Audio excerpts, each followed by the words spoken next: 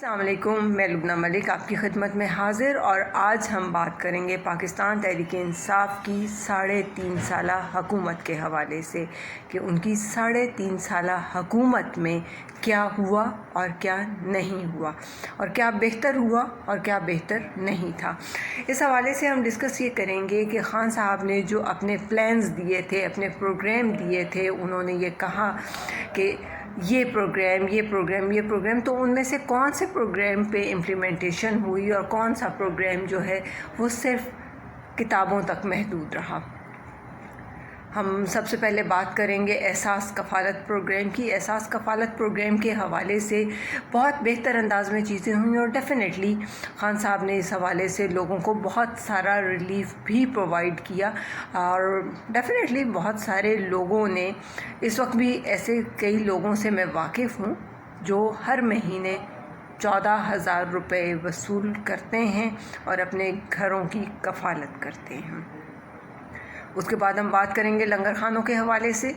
لنگر خانے بھی جگہ جگہ پر قائم کیے گئے، کیونکہ خان صاحب نے جو ایک چیز اناؤنس کی تھی کہ کوئی بھوکا نہ سوئے، تو خان صاحب نے اس حوالے سے حتی الامکان کوشش کی کہ فی الواقعہ کوئی بھی بھوکا نہ سوئے اور پوری طرح سے سبھی کا پیٹ بھرا رہے۔ اور اس کے بعد پناہ گاہیں میں کہتی ہوں کہ ایک ایسی چیز ہے جو خان صاحب نے شروع کی کہ جس کے حوالے سے مثال نہیں ملتی۔ اتنا بہترین ایک پروجیکٹ، ایک اتنا بہترین نمبر 1 پروجیکٹ، کیونکہ میں ایسے بہت سارے لوگوں سے واقف ہوں جو لاہور آیا کرتے تھے اور لاہور کی سڑکوں پر، فٹ پاتھوں پر اپنی راتیں گزارا کرتے تھے، لیکن پناہ گاہیں شروع ہو جانے کے بعد یہ ہونے لگا، اور یہ ہوتا ہوا دیکھا، میں نے خود دیکھا کہ وہ لوگ جو آتے تھے اور سڑکوں پہ راتیں گزارتے تھے، وہ لوگ آئے اور کسی بھی پناہ گاہ کی طرف انہوں نے رخ کیا، وہاں چلے گئے، رات وہاں بسر کی، وہاں پہ کھایا، آرام کیا، اور سکون سے صبح رات گزارنے کے بعد نکلے اور اس ادارے، اس دفتر یا اس ہسپتال کی طرف چلے گئے جہاں وہ جانا چاہ رہے تھے۔ بہت ایزی رہا لوگوں کے لیے، بہت بہتر رہا۔ اور اس کے ساتھ ہی ایک راشن کارڈ کے حوالے سے میں بات کروں گی کہ راشن کارڈز جو شروع کیے پاکستان تحریک انصاف کی حکومت نے، وہ بھی بہت بہتر انداز میں کام کرتے رہے۔ کسان کارڈ بھی شروع ہوا۔ صحت کارڈ کے حوالے سے میں یہاں پہ ایک بات مجھے یاد آ گئی کہ 4 سدہ میں ایک بندہ تھا، اس کو پوچھا گیا، ایک موچی، آپ کو پتہ ہے کہ موچی ایک نچلے طبقے کی عوام کا حصہ ہوتا ہے، کمین ٹائپ کے لوگ ہوتے ہیں، اور موچی کو جب یہ پوچھا گیا کہ آپ کو کیا لگتا ہے کہ کہاں بہتری ہوئی اور کہاں نہیں ہوئی، تو اس نے بڑا فخر سے سر بلند کر کے کہا کہ میری بڑی عزت ہے، آپ جانتے نہیں۔ تو پوچھنے والے نے جب یہ پوچھا کہ کیا بات کر رہے ہو، تمہاری عزت ہے، کہاں عزت ہے، کیسے عزت ہے، تو اس نے کہا اگر میری عزت کے بارے میں جاننا چاہتے ہو تو میرے ساتھ کسی بھی ہسپتال تک چلے چلو، وہاں چل کے پتہ لگ جائے گا کہ صحت کارڈ کے حوالے سے خان صاحب نے ہمیں کتنی عزت دلوائی ہے۔ اور اس حوالے سے مزید کچھ بھی کہنے سے بہتر میں یہ سمجھتی ہوں، کیونکہ یہ میں ذاتی طور پہ اس چیز کا ایکسپیرینس میرا بھی ہو چکا ہے کہ صحت کارڈ کے حوالے سے کوئی امیر سے امیر ترین شخص ہو یا غریب سے غریب تر شخص ہو، سبھی کو ایک برابری کی سطح پہ ہسپتالوں میں پوری کی پوری سہولت حاصل ہے، اور بالکل اس میں کوئی تخصیص نہیں ہے کہ کوئی چھوٹا ہسپتال، کوئی بڑا ہسپتال، یا کوئی سرکاری ہسپتال یا کوئی پرائیویٹ ہاسپٹل، نو، تمام سرکاری ہسپتال اس کے انڈر آتے ہیں، اور بہت سارے پرائیویٹ ہاسپٹلز بھی اس کے انڈر آتے ہیں، جیسے کہ مثال کے طور پر ایک نجی ہسپتال ڈاکٹرز ہاسپٹل ہے، بحریہ ہاسپٹل ہے، مطلب یہ وہ ہسپتال ہیں جہاں پہ غریب عوام جانے کا کبھی سوچ بھی نہیں سکتی تھی، ان کے وہم و گمان میں بھی نہیں تھا کہ ان ہسپتالوں میں ہم کبھی داخل بھی ہو سکیں گے. لیکن خان صاحب نے بہت بہتر انداز سے ان چیزوں کو کیا. پھر احساس اسکالرشپ پروگرام، انصاف آفٹرنون اسکول، معذور اور بزرگ لوگوں کے لیے کارڈز، مزدور کارڈ، یہ دیکھیں وہ کارڈز اناؤنس کیے گئے اور لوگوں کو دیے گئے جن سے لوگوں کے لیے ایک بہتر زندگی کے سلسلے کا آغاز ہوا. وہ لوگ جو اپنے گھروں میں انتہائی محدود پیمانے پہ بیٹھے ہوئے تھے وہ ان چیزوں کو لے کے چلے. پھر روشن ڈیجیٹل پروگرام، روشن اکاؤنٹ ڈیجیٹل پروگرام کے حوالے سے میں بات کروں تو اس وقت سچویشن یہ ہے کہ روشن اکاؤنٹ ڈیجیٹل پروگرامز کے مطابق 4 ارب 95 کروڑ اس وقت اکاؤنٹس میں جمع ہو چکا ہے.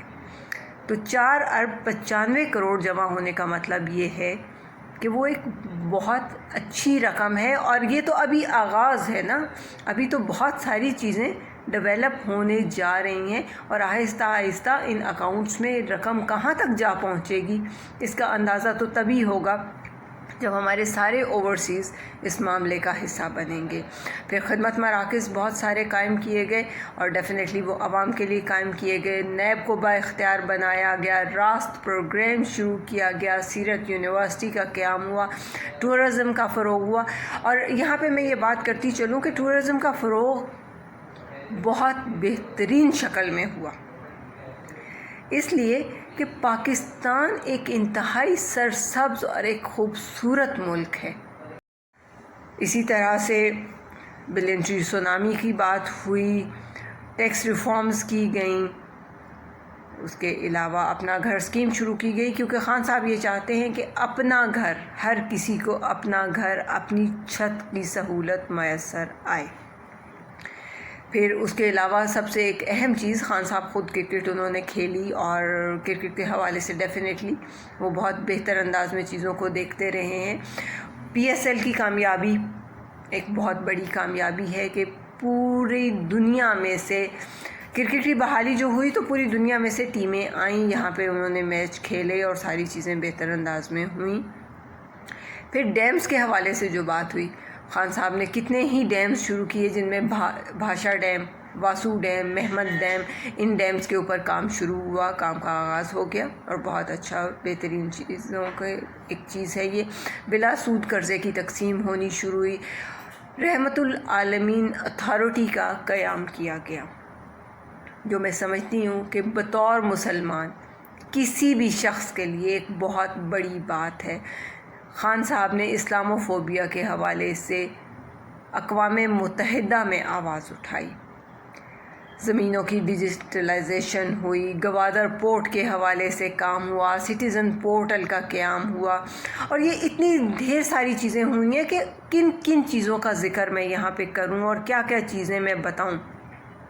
اینی ویز جو کچھ بھی ہوا یہ کرنے والا کون تھا؟ یہ کرنے والے ڈیفینیٹلی خان صاحب تھے. خان صاحب کے ساتھ ایک ٹیم تھی اور اس ٹیم کا کام یا اس ٹیم کی پرفارمنس کے حوالے سے ہم اس ڈیبیٹ میں نہیں جائیں گے، لیکن بات یہ ہے کہ خان صاحب نے اس ٹیم کو اتنی انرجی دی، اس ٹیم کو اتنا اپنے ساتھ لے کے چلے کہ فائنلی ان لوگوں نے یہ کام سارے کیے.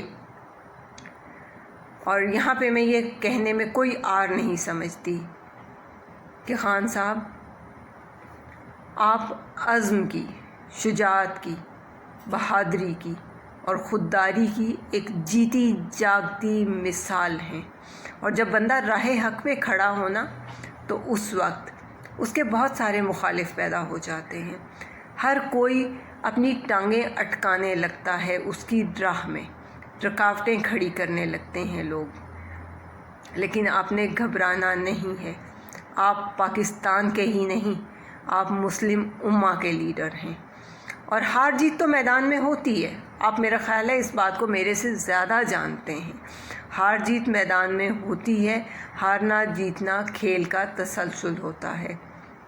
اور آپ بے فکر رہیے، یہاں جیت آپ کے نظریے کی ہے کیونکہ ہم جانتے ہیں کہ آپ پاکستان کے لیے کیا ہیں، پاکستانی قوم کو کس انداز میں آپ اپنے ساتھ لے کے چلنا چاہتے ہیں۔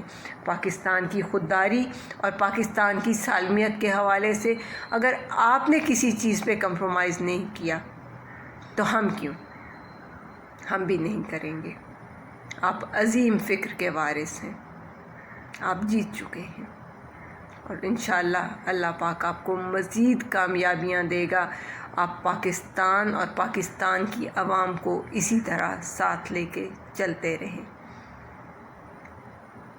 بے فکر رہیے۔ ہم کھڑے تھے، ہم کھڑے تھے، ہم کھڑے ہیں، ہم کھڑے رہیں گے، یقین کے ساتھ، اتحاد کے ساتھ، ایمان کے ساتھ، عمران خان کے ساتھ۔ پاکستان زندہ باد، یہ قوم پائندہ باد۔